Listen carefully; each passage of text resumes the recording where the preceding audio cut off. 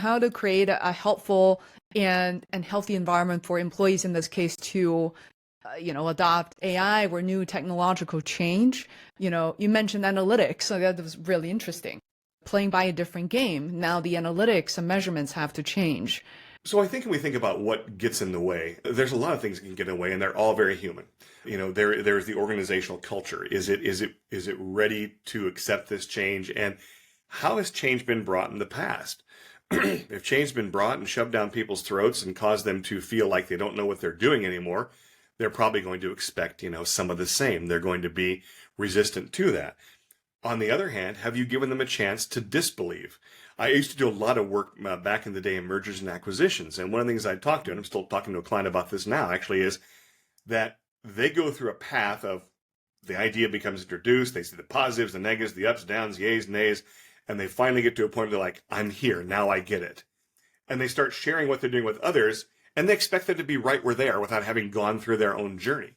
Everyone needs to go through their own journey. So do we give people that time to disbelieve, that time to ask questions? My friend David Meredith says, whenever I hear someone saying, oh, they're being resistant, he says, usually what they're doing is they're engaging and they're asking questions. It's just some of the questions are difficult for you to answer, and so you're painting it as a resistance. No, that's them engaging with it.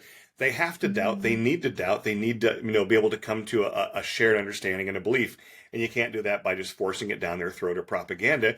You have to legitimately engage in their conversation. So any of these technologies, if you want to adopt them, there has to be, and this is the thing behind all of my work literally, is what's the conversation that allows that to happen?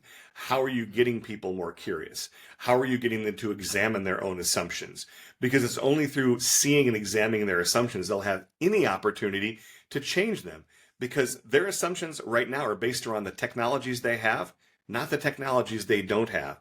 So what we have to get better at in just about everything as a society and as a race of human beings is dialogue and conversation. I mean, we're seeing it right now, especially, I live in the United States, where like many countries, it's so polarized politically. No one's having a conversation, they're just positioning. As opposed to saying, okay, we see these things different. What do we see similarly? What do we value that's similar? Let's find some common ground there. And then maybe those distances aren't so far apart, or we can talk about them. We'll work on novel solutions.